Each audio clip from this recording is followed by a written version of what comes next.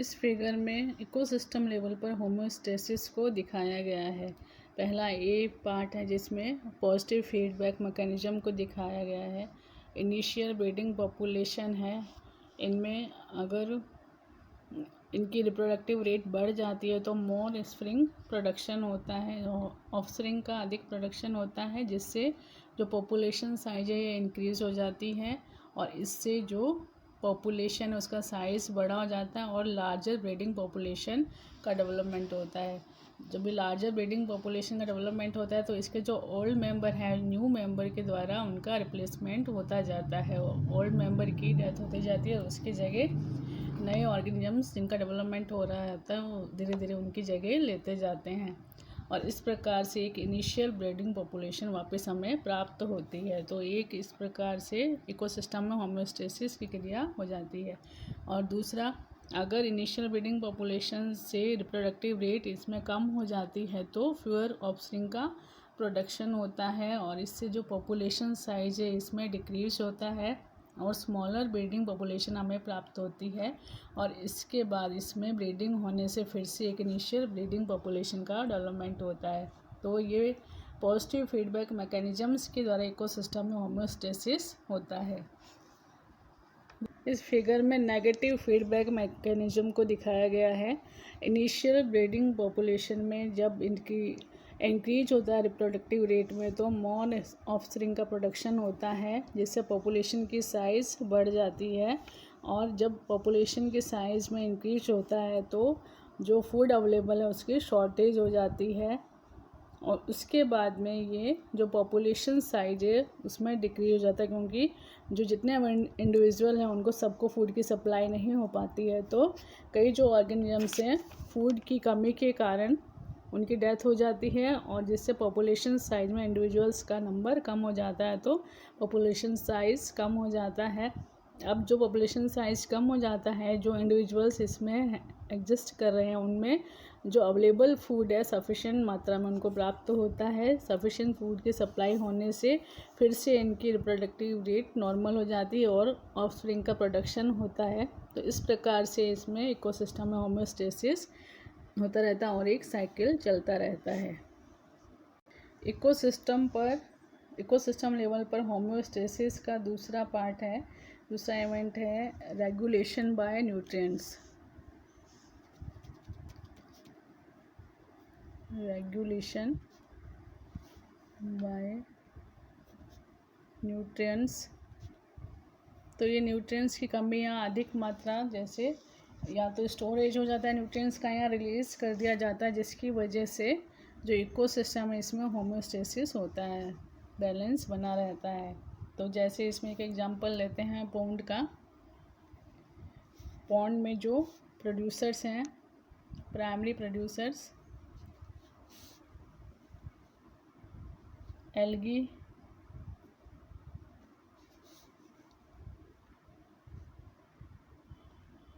Grass और भी जो ग्रीन वेजिटेशन है, एक्वेटिक इकोसिस्टम के प्राइमरी प्रोड्यूसर्स हैं ये। तो जब इनमें अगर एक्वेटिक इकोसिस्टम में न्यूट्रिएंट्स की कमी हो जाती है तो न्यूट्रिएंट्स लेस अवेलेबल होते हैं प्रोड्यूसर्स को, तो जिसकी वजह से जो ये प्राइमरी प्रोड्यूसर्स हैं इनमें भी कमी होने लग जाती है, इनका नंबर कम होने लगता है, लेस इन नंबर।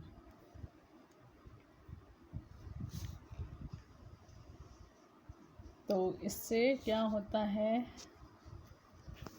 इनके जो डेड ऑर्गेनिक मटेरियल हैं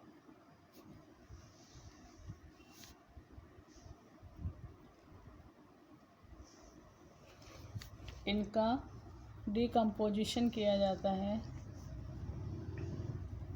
जो ग्रीन वेजिटेशन है, एल्गी, ग्रास है, प्राइमरी प्रोड्यूसर्स हैं, जब इनकी संख्या धीरे धीरे कम होने लग जाती है और कुछ मृत हो जाते हैं तो इनका जो डेड ऑर्गेनिक मटेरियल्स है इनका डिकम्पोजिशन बैक्टीरिया, जो डिकम्पोजर्स हैं उनके द्वारा किया जाता है, बैक्टीरिया एंड फंजाई के द्वारा।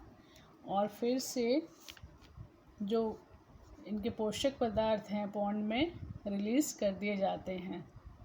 न्यूट्रिएंट्स जो डेड ऑर्गेनिक मटेरियल्स में हैं ये फिर से रिलीज इन पॉन्ड। और अब ये पॉन्ड में जो एक्वेटिक सिस्टम इकोसिस्टम है इसमें न्यूट्रिएंट्स की अवेलेबिलिटी होने से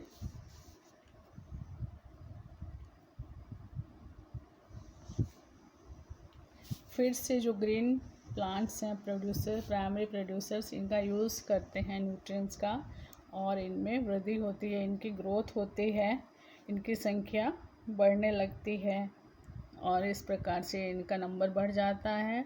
इकोसिस्टम में एक बैलेंस फिर से बन जाता है। प्रोड्यूसर्स की संख्या कम होती है, न्यूट्रिएंट्स पॉन्ड में अवेलेबल होते हैं जिसकी वजह से ग्रीन प्लांट्स इनका यूज़ करते हैं और फिर से एक साइकिल चलता रहता है।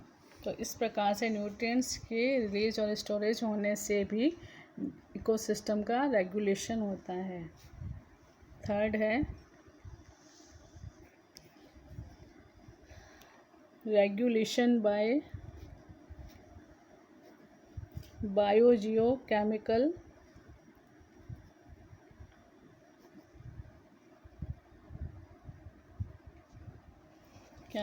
साइकिल।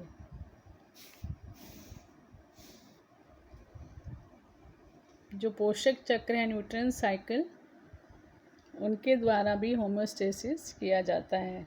जैसे गैसियस साइकिल हमने पढ़े थे पहले, विभिन्न gaseous cycle CO2, oxygen, nitrogen cycle और सेडिमेंट्री साइकिल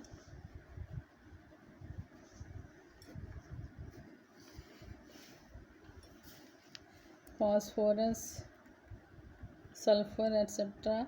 तो इनके द्वारा जो न्यूट्रिएंट्स होते हैं इनका लिविंग ऑर्गेनिजम्स के द्वारा यूज़ किया जाता है इनको, और इनका साइकिल एक इकोसिस्टम में साइकिलिंग इनकी चलती रहती है। गैसियस मटेरियल्स हैं और जो फास्फोरस सल्फर न्यूट्रिएंट्स हैं ये इनका साइकिल इकोसिस्टम में चलता रहता है और ये आसानी से लिविंग ऑर्गेनिजम्स को न्यूट्रिएंट्स अवेलेबल हो जाते हैं। किसी भी इकोसिस्टम की जो उचित क्रियाविधि है इसके जो कंपोनेंट्स हैं उनके बीच में, और जो कंपोनेंट्स के चारों ओर का एटमॉस्फेयर है, एनवायरनमेंट है, इनके बीच में, इनके मध्य में जो होने वाली इंटरेक्शंस होती हैं उन पर निर्भर करता है। ह्यूमन बीइंग्स की एक्टिविटीज़ के कारण जो इकोसिस्टम के कंपोनेंट्स हैं ये इनमें चेंज आ जाता है, ये मॉडिफाइड हो जाते हैं, जिससे इनका एक उचित मैनेजमेंट होना ज़रूरी है और कंजर्वेशन और मैनेजमेंट होना ज़रूरी है। मैनेजमेंट के लिए जो नेचर है इसकी नॉलेज होनी चाहिए, और जो ये इकोसिस्टम के कंपोनेंट्स हैं और इनके एटमॉस्फेयर के एनवायरनमेंट के बीच में जो इंटरेक्शंस हैं इनकी नॉलेज होना आवश्यक है। नोएमेयर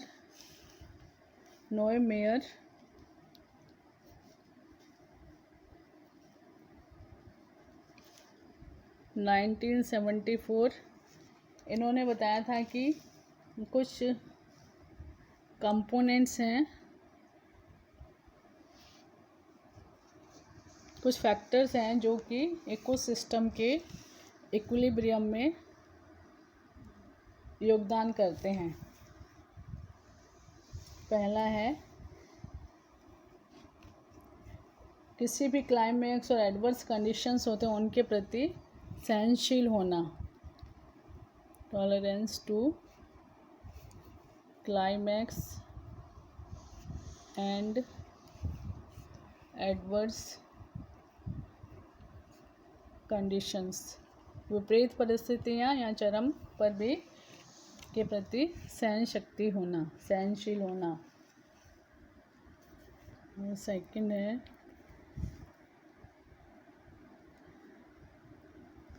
ग्रोथ इन सूटेबल, जब परिस्थितियाँ अनुकूल हो जाएं तो फिर से वृद्धि को प्राप्त करना।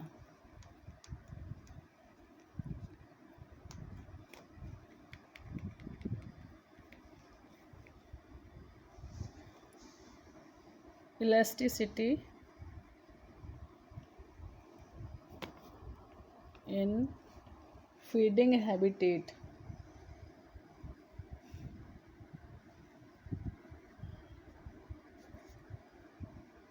जो फीडिंग हैबिटेट है इनका प्रत्यास्थ होना, माइग्रेशन ऑफ ऑर्गेनिजम्स। तो 4 फैक्टर्स हैं जिनके द्वारा नोमेर के अकॉर्डिंग किसी भी जो इकोसिस्टम उसके स्थायित्व में ये योगदान करते हैं।